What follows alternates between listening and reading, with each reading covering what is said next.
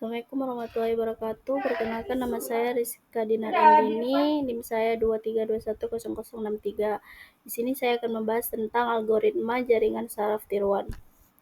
Algoritma jaringan saraf tiruan pada Hebb.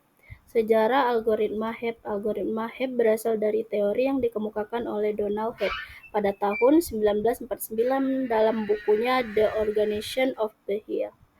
Hebb mengemukakan teori bahwa jika dua neuron aktif secara bersamaan dan berulang, maka hubungan koneksi antara keduanya akan menguat.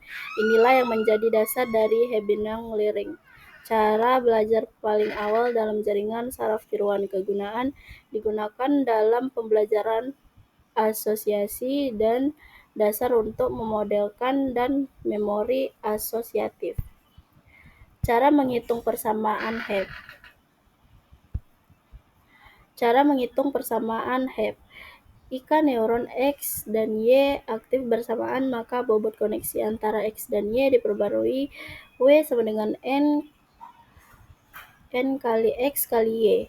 W perubahan bobot, N learning rate konstanta kecil. X sama dengan input neuron, Y sama dengan output neuron. Contoh, jika input X sama dengan 1 dan output Y sama dengan 1 serta N 0,1, maka W 0,111 sama dengan 0,1 sehingga bobot naik sebesar 0,1. Kelebihan dan kekurangan. Kelebihan sangat sederhana, cepat untuk pola berulang, cocok untuk pembelajaran tidak terawasi. Kekurangannya tidak stabil, bobot bisa tumbuh tak hingga. Tidak cocok untuk masalah kompleks, tidak memperhitungkan kesalahan, sama dengan tidak ada target output. 2. Perseptron. Sejarah perseptron dikembangkan oleh Frank Rosenblatt pada tahun 1958 sebagai model awal dari jaringan saraf tiruan, yaitu Artificial Neural Network. Perseptron merupakan salah satu algoritma pembelajaran mesin paling sederhana dan berfungsi sebagai fondasi model neural network modern. Rosenblatt menciptakan perseptron untuk meniru proses kognitif manusia dalam mengenali pola atau klasifikasi data. Meskipun pada awalnya dianggap revolusioner, perseptron juga sempat dikritik keras terutama oleh Minsky dan Papert 1969 karena keterbatasannya dalam menyelesaikan masalah yang tidak linear.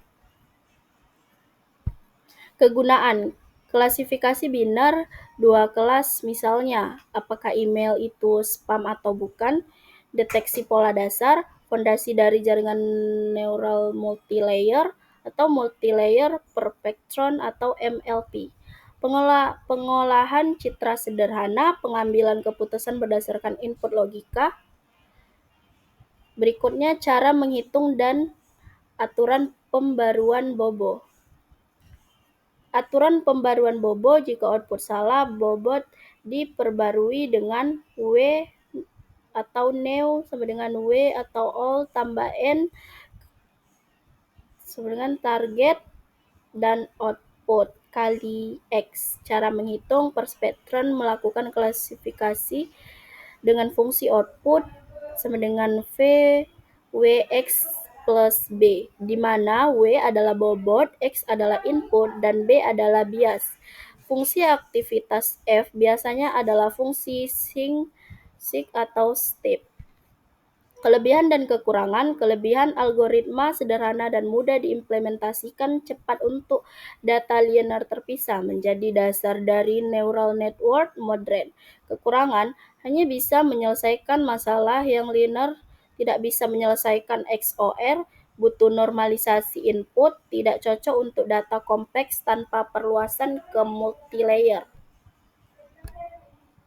Backpropagation.